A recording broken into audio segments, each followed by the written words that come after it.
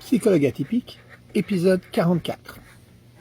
Autisme et prosodie, à la découverte de mon autisme. Alors, je suis un psychologue qui a reçu un diagnostic de TSA à l'âge de 59 ans.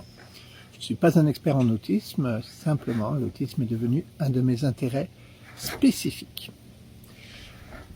Alors que la découverte de la reconnaissance plus exactement de mon autisme s'est fait vraiment de manière accidentelle finalement, puisque c'est ma psychothérapeute qui en novembre 21 m'a dit bah là, tu dois être aspi.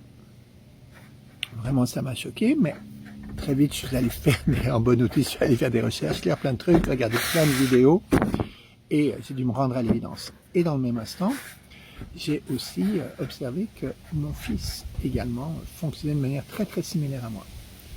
Et en regardant les critères de l'autisme, j'ai vu cette affaire sur la prosodie bizarre, la manière de parler un petit peu bizarre. Et j'ai tout de suite reconnu chez mon fils. Ce que j'ai reconnu chez mon fils, c'est que très souvent, il fait des pauses au milieu des mots. Il fait des pauses entre deux syllabes. Un petit peu comme je vous le démontre de manière un petit peu caricaturale. Et c'est drôle parce que je me dis, moi, j'ai pas de problème avec la prosodie. Mais depuis que je fais ces vidéos psychologue atypique, cette série de vidéos, et que je les écoute par la force des choses parce que TikTok n'arrête pas de me les rejouer, alors qu'en règle générale, quand je fais des vidéos, la dernière chose que je vais faire, c'est aller les écouter ou les regarder.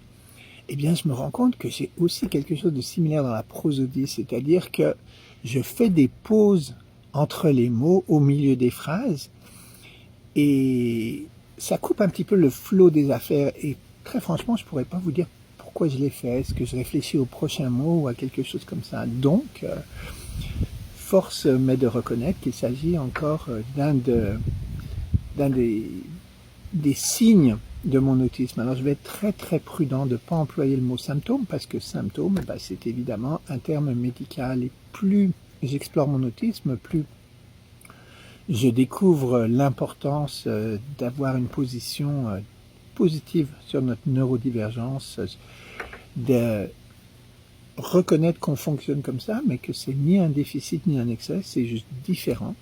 Et cette différence, on peut la reconnaître justement en contraste avec comment la majorité des gens fonctionnent, et aussi en résonance avec la manière dont les personnes autistes fonctionnent.